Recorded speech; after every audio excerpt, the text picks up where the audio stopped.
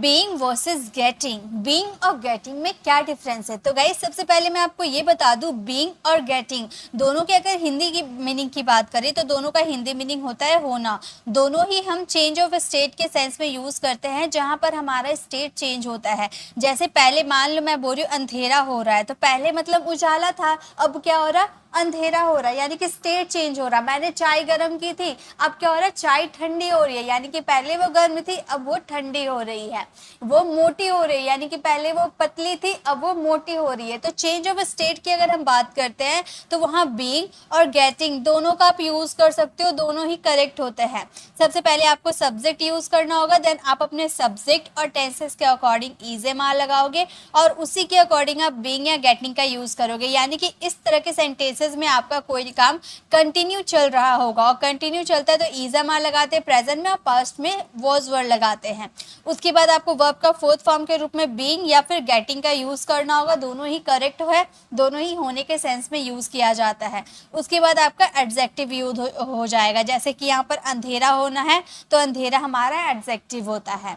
Okay तो देखिए sentences पहला है अंधेरा हो रहा है, यानी कि पहले उजाला था अब धीरे धीरे अंधेरा हो रहा है, यानी कि चेंज ऑफ स्टेट हो रहा है। तो हम बोल सकते हैं इट्स गेटिंग डार्क या इट्स बीइंग डार्क। दोनों ही करेक्ट है, दोनों ही अपनी जगह बिल्कुल सही है। आप गेटिंग का यूज करो या बीइंग का यूज करो, दोनों ही सही है। ओके बहुत सारे सिचुएशन ऐसे हैं जहाँ पे अलग अलग सेंस में इसका यूज किया जाता है, लेकिन होने के सेंस में दोनों का यूज किया जाता है। याद रखिएगा जब आप चेंज ऑफ स्टेट की बात करोगे तो वहाँ गेटिंग भी यूज कर सकते हो, बीइंग का भी यूज कर सकते हो। जैसे वो तेज हो रहा है तो हम ये मतलब पहले वो बुद्धू था अब वो तेज हो रहा है, इंटेलिजेंट हो रहा है, तो हम ये सेंटेंसेस को ऐसे ही बोल सकते हैं ही इज गेटिंग इंटेलिजेंट या फिर ही इज बीइंग इंटेलिजेंट। दोनों ही करेक्ट है। ओके अपनी जगह दोनों ही करेक्ट है, गेटिंग इंटेलिजेंट या फिर बीइंग इंटेलिजेंट दोनों ही करेक्ट है। तो हमारा सेंटेंस हो जाएगा ही इज गेटिंग इंटेलिजेंट या he is being intelligent. Okay वे लोग आलसी हो रहे हैं, यानी कि पहले वो फुर्तीले थे अब वे आलसी हो रहे हैं। तो ये सेंटेंस आप फ्रेम करना और इसका आंसर कमेंट में देना।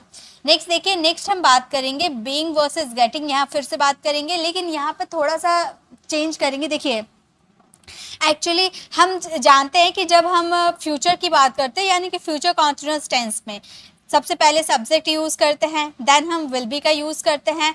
आप यहाँ पर गेटिंग या फिर टर्निंग का भी यूज कर सकते हो, प्लस एडजेक्टिव का यूज करोगे, यानी कि चेंज ऑफ स्टेट। मैंने यहाँ पर आपको क्या बोला था, चेंज ऑफ स्टेट अगर प्रेजेंट है तो वॉज वर्ड लगाओ, अगर आपका पास्ट है तो वहाँ प्रेजेंट है तो इज एम आर और पास्ट है तो वॉज वर्ड लगाओ। लेकिन मैंने यहाँ फ्यूचर की बात नहीं की थी। फ्यूचर की अगर आप चेंज ऑफ स्टेट की बात करो, ये क्या है, फ्यूचर है। अब फ्यूचर की अगर आप चेंज ऑफ स्टेट की बात करोगे तो वहाँ पे आप बीइंग का यूज नहीं कर सकते, वहाँ पे आपको गेटिंग या टर्निंग का यूज करना होगा। आप बोलोगे मैम बीइंग का यूज क्यों नहीं कर सकते, क्योंकि गाइस आप देखिए आपने हेल्पिंग वर्ब में विल बी का यूज करोगे हेल्पिंग वर्ब के रूप में फ्यूचर में, और विल बी के बाद डायरेक्ट बीइंग का यूज नहीं होता है, विल बी बीइंग नहीं होता है, इसलिए बीइंग को रिप्लेस कर आप गेटिंग या फिर टर्निंग का यूज कर सकते हो। दोनों ही अपनी जगह सही है, दोनों में से किसी का भी यूज कर सकते हो। गेटिंग या टर्निंग यानी कि स्टेट को चेंज होना।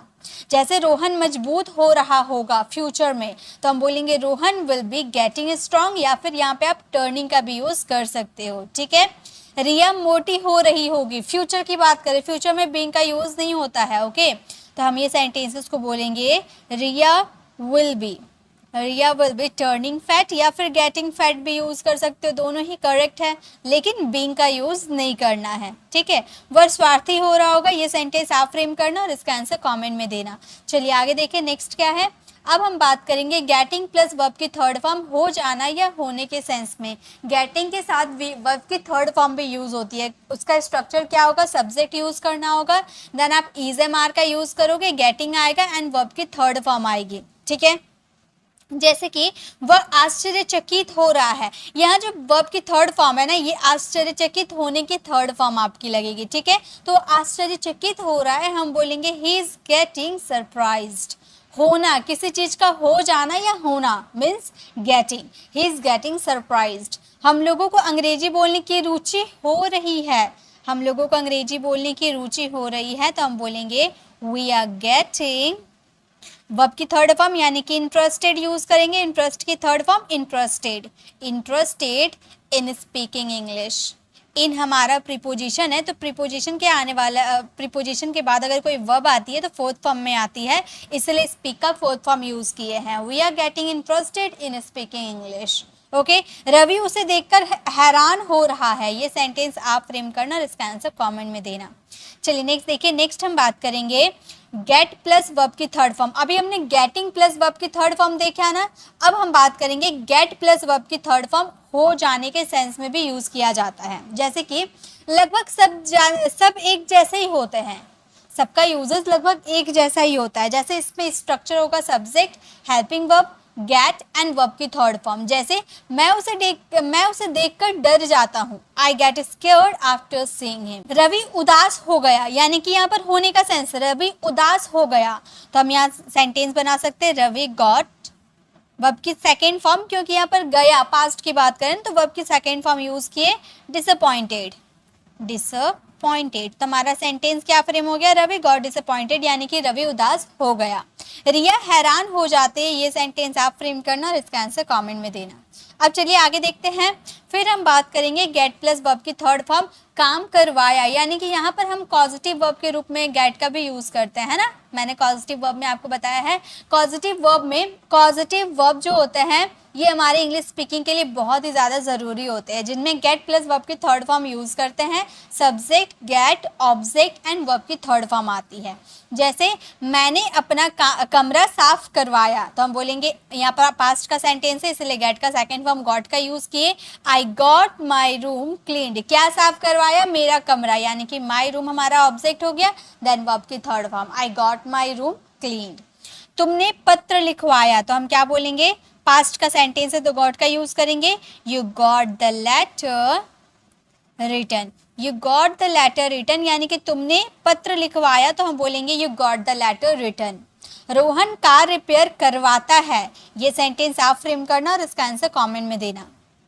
नेक्स्ट देखिए, अब हम बात करेंगे बीइंग प्लस वर्ब की थर्ड फॉर्म का। ये भी काफ़ी इंटरेस्टिंग सा है, ये बहुत ज़्यादा यूज़ किए जाते हैं हमारे इंग्लिश स्पीकिंग में। बीइंग प्लस वर्ब की थर्ड फॉर्म का यूज़ किया जाता है, किया जा रहा है या किया जा रहा था। ये हमारा एक तरह से पैसिव वॉइस है, ठीक है।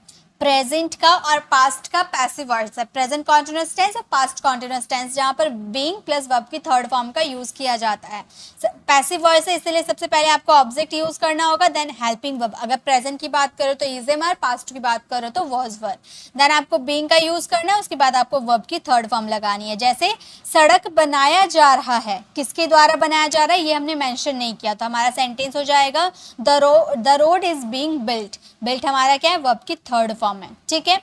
कमरा पेंट किया जा रहा था, यहाँ पास्ट की बात करें, कमरा पेंट किया जा रहा था, तो हम बोलेंगे the room was being, the room was being painted, the room was being painted, यानी कि कमरा साफ किया जा रहा था, the room was being painted. कमरा साफ किया जा रहा है, ये सेंटेंस आप फ्रेम करना और इसका आंसर कमेंट में देना। देखिए और एक यूजेस है बीइंग के, वो भी मैं आप लोगों से बताना चाहती हूँ। बीइंग का मतलब होने के सेंस में किया जाता है, जहाँ पे सबसे पहले आपको बीइंग का यूज करेंगे, सबसे पहले। जैसे आप ऐसे सेंटेंसेस बोलते हो ना, तुम्हारा मेरे साथ होना मेरे लिए खुशी की बात है, आपका विद्यार्थी होना मेरे लिए खुशी की बात है, यानी कि कुछ होना, उसके लिए सबसे पहले आपको बीइंग का यूज करने, देन एडजेक्टिव, जिस चीज का होने की बात करो एडजेक्टिव आप यूज करोगे, then is am are and complement आप यूज करोगे। जैसे सेंटेंसेस फ्रेम कीजिए, आपको समझ में आ जाएगा। जैसे तुम्हारे साथ होना मेरे लिए खुशी की बात है, तो तुम्हारे साथ होना बीइंग विद यू मेरे लिए खुशी की बात है, is pleasure for me, being with you is pleasure for me, okay. स्वार्थी होना अच्छी बात नहीं है, तो हम क्या बोलेंगे, हम बोलेंगे बीइंग सेल्फिश, यानी कि स्वार्थी होना अच्छी बात नहीं है, तो हम बोलेंगे इज नॉट गुड। स्वार्थी होना अच्छी बात नहीं है, being selfish is not good.